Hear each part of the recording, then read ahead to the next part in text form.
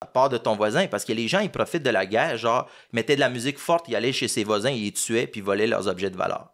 Ah ouais, Ouais, aussi ouais. simple de même. Aussi simple de même. T'as le pire, puis t'as le meilleur de l'homme. Moi, j'ai vu des anges sur terre, là, puis j'ai vu des diables. Mm-hmm. Tu comprends? T'as les deux. Parce que là, c'est le free-for-all. OK? Là, t'as plus de 9 à 1, là. Mais l'affaire, c'est que la Yougoslavie, c'est ça. Elle a été sabotée de tout. La guerre a commencé. Puis une guerre, comment ça commence? C'est que, tu sais, t'as des milices qui rentrent dans une école, ils tuent tout le monde. Puis là, dans les journaux, ça dit, les Anglais, ils ont tué, les Serbes, ils ont tué tous les enfants musulmans dans cette école-là. Ouais. Là, il y a la même chose qui arrive sur les enfants serbes. Là, ils disent, les musulmans, ils ont tué les enfants. C'est que dans le fond, si tu ouvrais les TV dans les différentes provinces yougoslaves durant la guerre, là, c'était la même nouvelle qui jouait, mais ils blâmaient toute l'autre. Ouais, c'est ça. Puis après, il y a des atrocités qui sont arrivées, certainement, mais il y a de la propagande à fond, mon gars. OK? Puis là, t'avais une marche, parce que les Yougoslaves ne voulaient pas aller en guerre. Il y avait des marches pour la paix. Tu sais, comme on a des manifestations. Tu sais, à Montréal, des fois, quand les gens sortent dans la rue, là, ben, il y en avait pour la paix, avec des bandes connues qui venaient, puis tout ça. Chris, il y a des snipers qui se sont mis à tirer dans la foule. Des obus qui sautent. La ville de Sarajevo qui se fait mettre en siège. Le plus gros siège depuis la Deuxième Guerre mondiale. Moi, ça, tes parents, ils ont connu ça? Ça, c'est ma tante qui était à Sarajevo. Puis c'est une ville à, genre, 1h30 de ma ville où j'étais.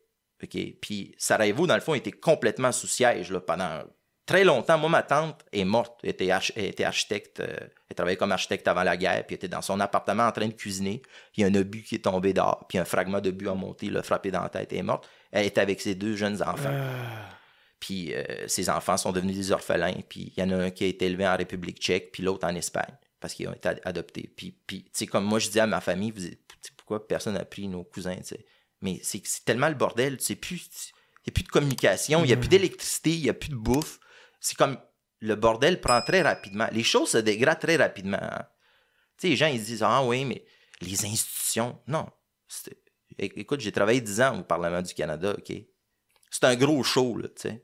C'est pas ça là, qui crée la cohésion d'un pays, c'est le peuple qui crée la cohésion. Tu sais, durant la Révolution française, ils disaient il n'y a que le tiers-état. Tu sais, parce qu'il disait comme il y avait 3 États, la noblesse, le clergé, puis le tiers-état. Non, il n'y a que le peuple. C'est le peuple qui fait un pays, c'est le peuple qui crée la paix. Puis si le peuple refuse qu'on le subverte, ben, il peut résister. Il y a des pays qui ne sont pas tombés. La Yougoslavie a eu ce sort-là parce qu'elle a été trahie de l'intérieur puis de l'extérieur, puis de tous les côtés par tout le monde. Tu sais, puis c'est normal que c'est arrivé, tu sais.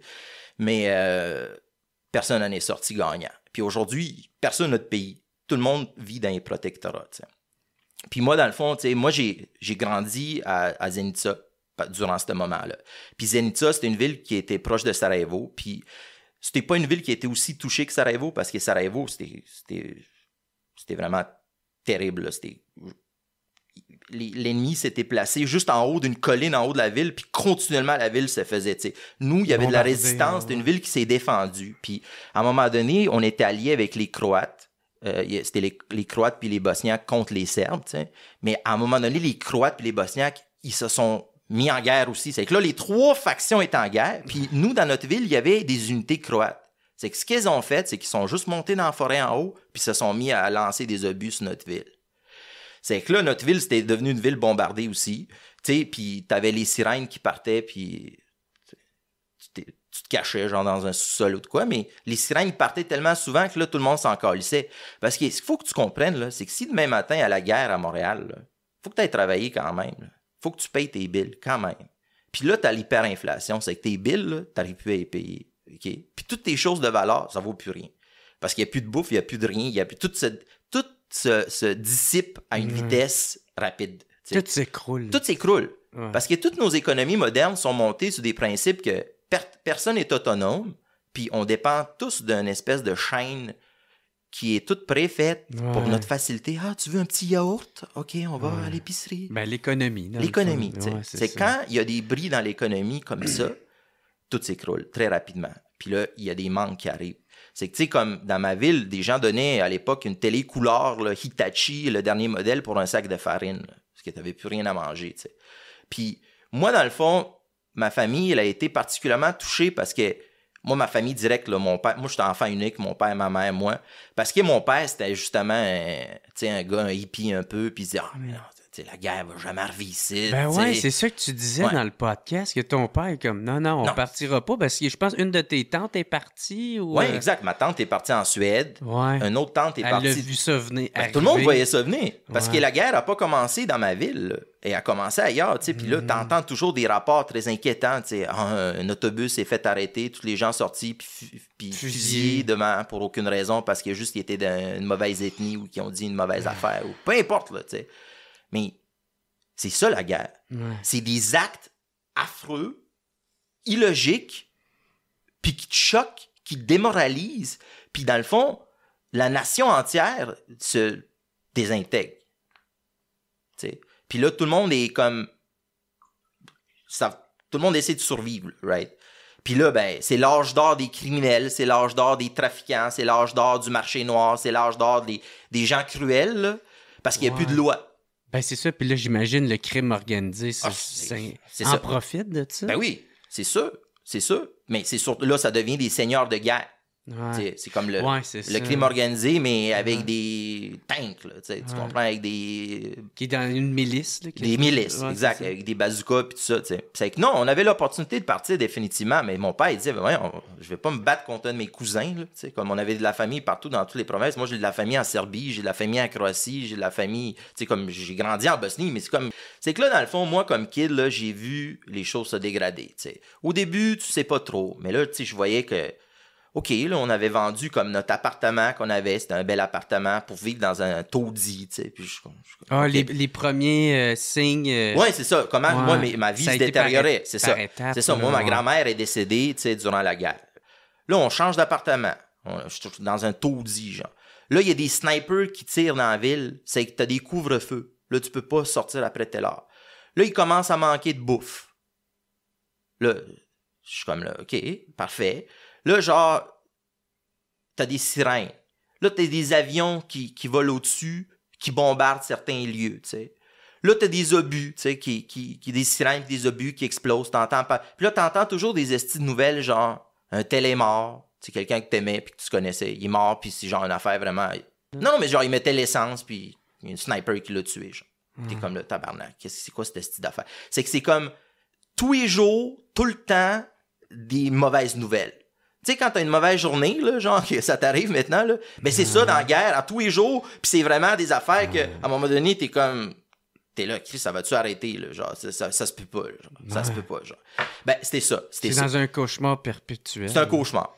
C'est un cauchemar parce que t'as pas juste la guerre, puis les manques, puis tout ça, t'as aussi une guerre psychologique qui est contre toi, là. Parce que là, tu sais, comme, t'as peur de ton voisin, parce que les gens, ils profitent de la guerre, genre, ils mettaient de la musique forte, ils allaient chez ses voisins, ils les tuaient, puis ils volaient leurs objets de valeur. Ah aussi simple de même. Aussi simple de même. T'as le pire, puis t'as le meilleur de l'homme. Moi, j'ai vu des anges sur terre, là, puis j'ai vu des diables. Mm-hmm. Tu comprends? T'as les deux. Parce que là, c'est le free-for-all, OK? Là, t'as plus de 9 à 1, là. C'est toi. C'est que toutes les féministes lesbiennes out there, là, si la guerre pogne, trouvez-vous un homme. Ça, c'est mon conseil que je leur donne parce que c'est pas une joke, la guerre. Là. On en revient vraiment à l'état animal, l'humain. Là. La jungle. La jungle. C'est le plus fort qui gagne. C'est le plus fort qui gagne.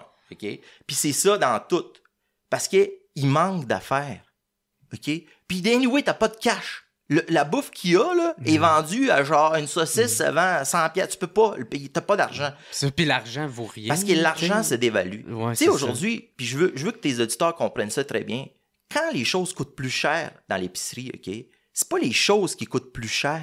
La poule, elle pond les mêmes œufs. C'est l'argent qui perd de la valeur. C'est ça, les rations aussi. C'est ça. C'est que ton argent, c'est juste du papier, là. C'est qu'à un moment donné, ça en prend de plus en plus de ce papier-là pour acheter des choses. Mais dans une guerre, le papier vaut plus rien. C'est que moi, comme kid, devant des banques, là, j'ai vu des liasses de cash à terre. Les gens y jetaient.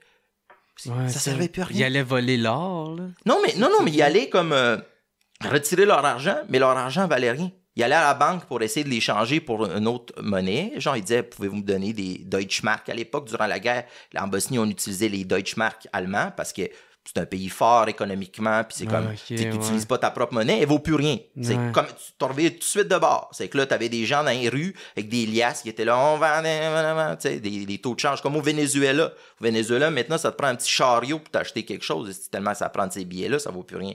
Ben, c'est ça. Puis dans la guerre, ça vaut plus rien. Puis c'est un choc parce que dans le fond, tous tes plans, puis toutes tes épargnes, puis toutes tes choses que le gouvernement t'a dit de faire, là, dans le cul, ça vaut plus rien. T'as plus de bouffe? T'en as plus. C'est que moi, comme kid... retraite, plus rien. Ah non, il n'y a plus rien. C'est que moi, comme kid, tu sais, j'allais voir les témoins de Jéhovah. Hey, donnez-moi de la bouffe, tu sais, j'écoutais leur affaire. J'allais voir les catholiques, je disais, hey, mon père est catholique, tu sais, donnez-moi de la bouffe. J'allais voir les orthodoxes, hey, bonjour, tu sais. J'attendais dans les files, dans les casernes armées, quand il leur restait des surplus de bouffe, tu sais, quand ils finissaient de nourrir des soldats, ils ordonnaient aux civils, tu sais. J'attendais là, des fois des heures, des fois ils me donnaient, des fois il n'y en avait pas, puis il fallait que je retourne, tu sais. Puis à un moment donné, ça m'est arrivé que j'étais pogné loin, tu sais, puis j'attendais de la bouffe toute la journée, j'ai pas eu de bouffe, puis le couvre-feu est arrivé. Puis dans le couvre-feu, là, tu peux pas être dehors. Tu te fais tirer, là, parce que là, c'est comme, ils mettent un couvre-feu, dans le fond, ils disent, OK, après 8 heures, plus personne sort, parce qu'on veut attraper les snipers qui tirent sur la population. Ah, fait que toi, ils vont penser que t'es un sniper si tu te promènes. Exact. Ils tirent, ils posent pas de questions. Si t'as pas leur code, ils vont te tirer. C'est genre, si tu dis pas leur mot de passe, ils te tirent. C'est qu'ils savent pas, eux autres, si t'es un enfant ou non, tu vois rien dans le noir. Là. C'est ce que j'ai fait, tu sais, j'étais allé sous un pont, j'ai nagé, là, tu sais, dans une des petites poutres de pont, là, c'est un petit pont, là, comme c'était pas un gros pont, là, comme le pont de Québec, là, mais comme les plus petits ponts qu'on voit en campagne. Genre un viaduc. Genre un viaduc, exact. Je suis allé en dessous, là, puis j'ai passé la nuit, là, puis le matin, je suis parti à une des nuits les pires de ma crise de vie. Je me suis gelé le cul, j'avais, comme, c'était la pire affaire, mais c'était ça où ben je me faisais tirer une balle. T'avais quel âge, là? Là, j'avais... jeune quand même, 7 ans? Ouais, 7 ans, exact. 7 ans. Autour de 7 ans, je pense que j'avais. L'extrait que tu viens de voir est une présentation de procafetière.ca. Procafetière, c'est qui? C'est simple, c'est eux autres les experts en café. Une entreprise familiale située à Varennes, au Québec. Ils s'occupent de tout ce qui a rapport avec le café. Que ça soit des machines cafetières, du café, des accessoires ou la réparation de machines, ils s'occupent de tout. Je t'encourage à aller au procafetière.ca. Ils ont une boutique en ligne très simple à opérer qui livre tout partout au Québec en dedans de 24 heures. Pas convaincu? Livraison gratuite à partir de 75 $. Perds plus ton temps puis va-t'en chez Procafetière parce que c'est eux autres les experts.